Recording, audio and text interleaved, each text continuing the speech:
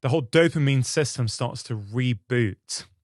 And you mentioned earlier on, and I've spoken about this on the podcast before, that we don't just eat when we're hungry, right? We eat our emotions. We eat often to fill a hole in our hearts, not a hole in our stomach. And you beautifully write in the book how when we're eating, a lot of the time we're choosing foods that give us a dopamine rush, right? You also mentioned eating disorders. Yes, we need to exercise caution, but I wonder if one of the reasons that people who have had a troubled relationship with food, why fasting, if done responsibly in the right way with support, I wonder if one of the reasons it works so well is because it does reset dopamine and reset someone's entire relationship with food in the first place. Yeah. So think of dopamine resistance a little bit like insulin resistance. The mechanisms are not completely similar, but the concept is analogous. So what we know about people who are obese, people who have food addiction issues, is that when they're eating, they are not getting the same dopamine response as they used to, and they're not getting the same dopamine response as, let's say, somebody who doesn't have a food addiction. So I quote a study in the book was done on obese individuals, and they found that it took more food in order for that person who was obese to be able to have pleasure from that food. So when we talk about food addiction, a lot of it is we got to keep eating because we're not getting that same dopamine high. Now you throw in a 48-hour fast, and all of a sudden we've got a situation where we've reset that system, and you take somebody who's struggled with food addiction, somebody who's trying to reverse obesity, you give them a meal, and now they're getting enjoyment out of it. Now they're like, whoa, I actually love this. And they're not craving more and more and more. Yeah. So powerful. Now, let's go back to the cycle. Right. We've got the phases, which you've, beautifully explained for people. Now that we understand that there are different lengths of fasts, how do we superimpose those fasting lengths on the different phases of the menstrual cycle? Yeah. So this is pretty straightforward. And, if people listening, this is brand new hormonal language, I'm a visual learner. So I put a lot of graphs in the book. But you also can just Google a woman's menstrual cycle. And when you see it over a 30-day period, the general principle is when hormones are high, so manifestation phase, nurture phase, we need to change our fasting behavior. When hormones are low, we can really fast as long as we want. We can do all 6 of those fasts. So with that in mind, let's go through what I call the fasting cycle. The first power phase, you can throw a 3-day water fast in. In fact, if you have PCOS, I encourage you to try a 3-day water fast and watch your body start to become insulin sensitive again and watch the symptoms of PCOS go away. If you are struggling to get pregnant, we've seen this so many times in our community and in my clinic, where all of a sudden, if your issue is insulin resistance and estrogen imbalances, throw in some of those longer fasts in that first power phase and in the power phase that happens after you ovulate. So those 6 fasts all fit in there. And I really want to encourage people to try to up your fasting game as you start to learn this tool and go into the longer fast for healing during that time. So during the manifestation phase, now this one's really interesting because we have all these hormones at their peak. And one of the things we know about hormonal rises and decline, we see this a lot in menopause, is when hormones come up and then they decline very quickly. Like what happens around that ovulation period is oftentimes toxins are released from our stored tissue. So heavy metals, plastics, glyphosate, phthalates, all the toxins that are in our world. So because we know when hormones are up, we're going to get a little bit of a detox effect. I strongly recommend if your toxic load is high, you're not going to want to do more than like a 15, 16-hour fast during manifestation phase, or you're going to see some detox reactions. This is where women start saying, oh, I'm gaining weight fasting. I've got brain fog when I'm fasting. I'm struggling to get into ketosis when I'm fasting. A lot of that could be a toxic dump. So I really encourage women to keep those fasts under 16 hours. Stay with an intermittent fast during that time. Yeah. So let's just recap a little bit. First phase, power phase, day 0. Well, day 1 to day 10. We've already said that's a phase where women can tolerate a degree of stress. You're saying in that phase, fast as long as you want, like within reason, right? You can do any length of those fasts because you can manage it then. Okay, but then when you go to sort of day 10 to 15, the manifestation phase, the ovulation phase, when testosterone is rising, you're saying just be cautious then. Don't go above 15 or 16 hours and maybe even a little bit less potentially at that time. Now, you also mentioned, Mindy, detoxification. If your toxin load is high. Now, I think there's going to be some people listening who have no idea what that means. And I want to bring in there something you also said. I think it was in your book. Your favorite phase is the manifestation phase. And you say the focus then switches from producing hormones to metabolizing hormones. And I think just explaining that around detoxification, I think those two things might fit quite nicely for people there. Yes. Yeah. And thank you for bringing that up, because this is another part of the hormone conversation that we're not culturally having, which is taking a hormone doesn't mean your body knows how to use. Those cells are not always using that hormone. And we see this a lot with thyroid medication, where a woman will go on a thyroid medication, but she still doesn't feel different. And that's because all hormones have to be metabolized. A better way to look at metabolize is that all hormones have to be broken down into a usable formula that the cells can actually put into action. So where does that breakdown happen? It happens in the liver and it happens in the gut. So when we look at the manifestation phase during this ovulation period, we've got all these hormones really, really high. We've got estrogen and testosterone at their peak. The focus needs to now switch from producing hormones to breaking those hormones down. So liver, there's a lot of foods that will support the liver. I think this is a great time to lean into the bitter foods, the radicchios, the lemons, the ginger, the arugula. I think this is a great time to avoid alcohol or anything that would put a stress on the liver, because you need your liver to break down all of these hormones. We also have to look at gut health. So I talk in the book about the 3 Ps, which is polyphenol, probiotic, and prebiotic foods.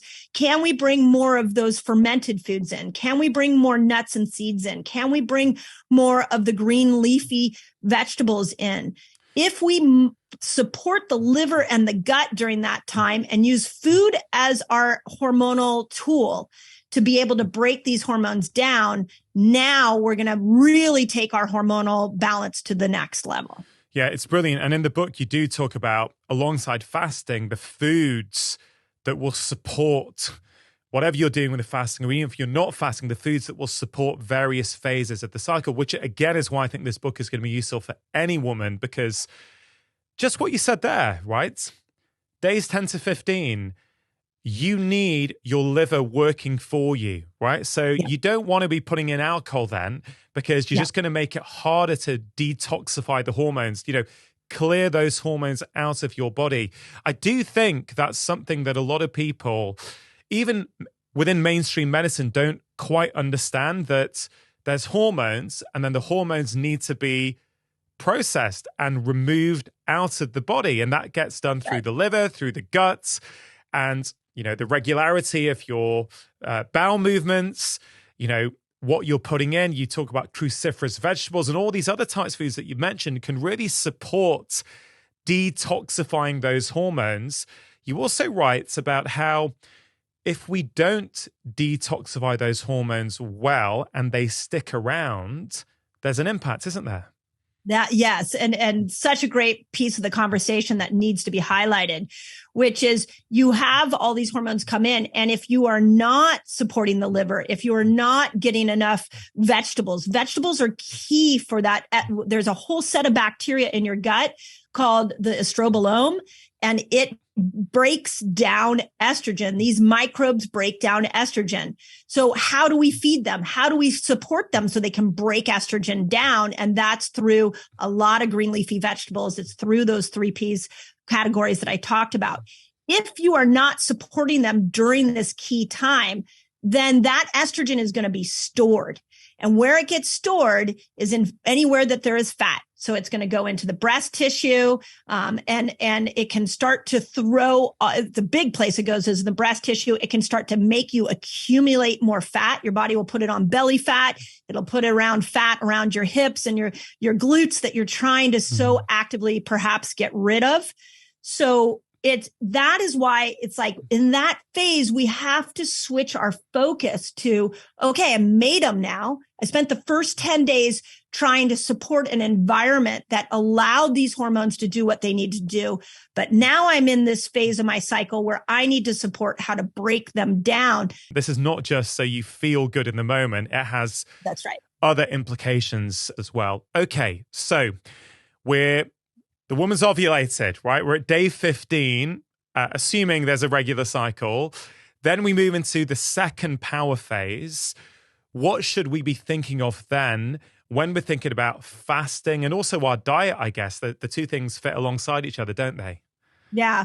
So when you come out of that phase around day 15, 16, you can go back into some of the longer fasts. So you're going to have a 4-day window where if you want to throw in a 24-hour fast, you want to do the 48-hour dopamine fast, you can throw it in there. And because hormones are low, you can go back to a more low carb style of eating if that's the way that you eat. So it's another dip and moment in the cycle where we can power up on these tools. You could push your workouts. You can go ramp up your social calendar. You can, do a higher workload during that time because the hormones are low. So you can go back into any of these longer fasts to use them for their healing effect. Okay, I got to interrupt this video because I have a free guide for you so you can master fasting. It's called A Beginner's Guide to a Fasting Lifestyle. And all you've got to do is click here and you can jump right in. Yeah, there are these 3 phases of the cycle, 1, 2, and 3, and it goes 1, 2, back to 1 again. That's right. And then you hit 3. And this, again, I think of course, it's a very important phase. It's that 1 week or so, or maybe 10 days at the end of the cycle. It's that period of time before the periods where we've already said the body wants carbs. You're trying to support progesterone, I think you've already said at that time. That's right. You want to nourish yourself. We were talking about maybe doing more yoga and relaxation type activities at that period of time. What should we be doing then regarding fasting then? And I guess food intake we've already touched on a little bit, but maybe just talk about that particular part of the cycle. Yeah. So there's a lot to discuss on this part of the cycle when it comes to our lifestyle. When it comes to fasting, if you're new to fasting, I strongly encourage you to not fast that week, because what you don't want to do is raise cortisol. Once cortisol goes high, progesterone becomes shy. She is not going to make her debut. And you need progesterone to peak in order for the uterine lining to shed. So women who have a spot before their period, women that have heavy periods, a lot of times that's because we're not minding progesterone. She is not in her, able to be produced. So if you haven't fasted, then really be careful and don't fast during that time. Now, the second part of that question that I get asked a lot is with women who are like, but I rock fasting. I can do 3-day water fast, no problem. I'm metabolically flexible.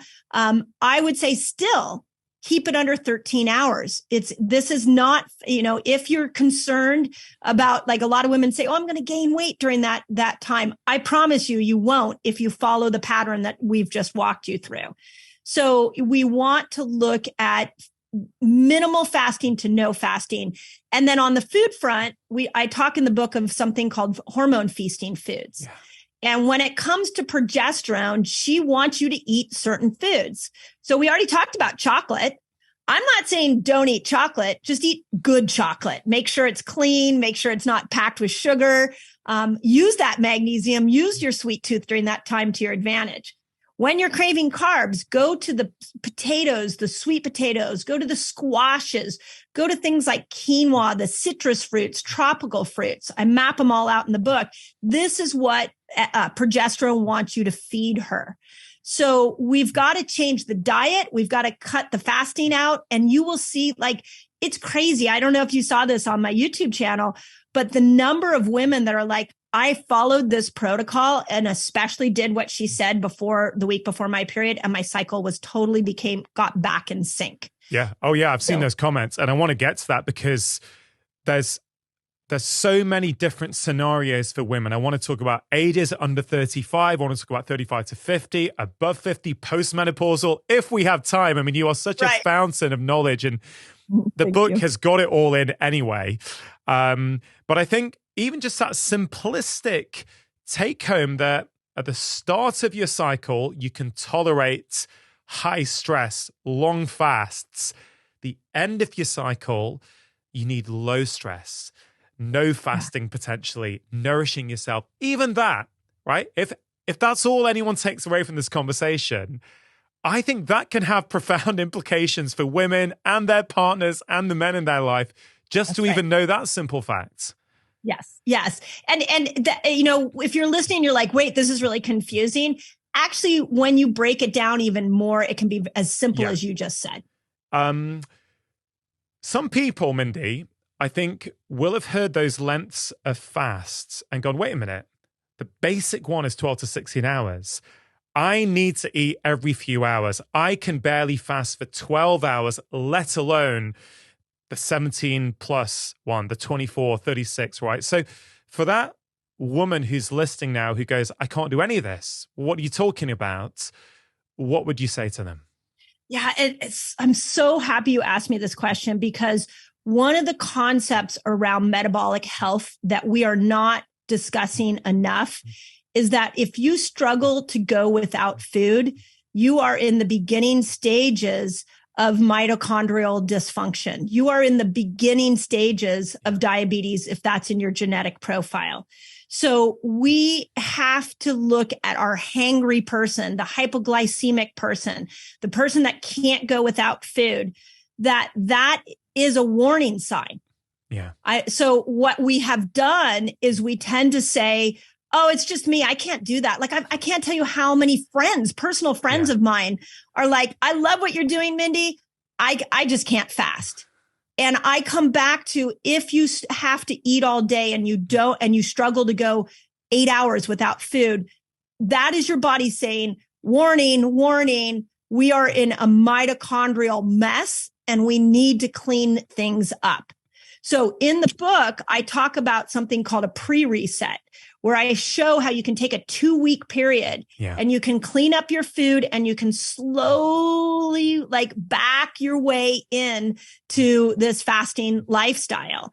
It doesn't have to be where you're going to suffer your way in. Your body wants to fast. So the more you train it to do it, it gets easier and easier and easier. So please stay open as we're having this conversation, because the fact that you've got to eat all day is onto itself a warning sign that fasting can really help you clean up. Yeah, completely agree. Very, very important to pay attention and not just medicate that with more foods, because you're just kicking the problem down the road. It's better to address it and go, let me see what I can do now to make sure I can go 8, 10, 12 hours. Because on an evolutionary, through an evolutionary lens, if we couldn't go more than 8 hours without foods, we wouldn't be here, right? Man or woman. So there is something not quite working with your metabolic system that potentially can be repaired. Certainly in my experience, in most cases, it can be repaired if we start small and build up slowly. Okay, if you loved this video, you're gonna wanna check out the next video of my food series. 5 foods that will sabotage weight loss. And they're gonna surprise you. These are ones that you're probably doing thinking they're helping you lose weight.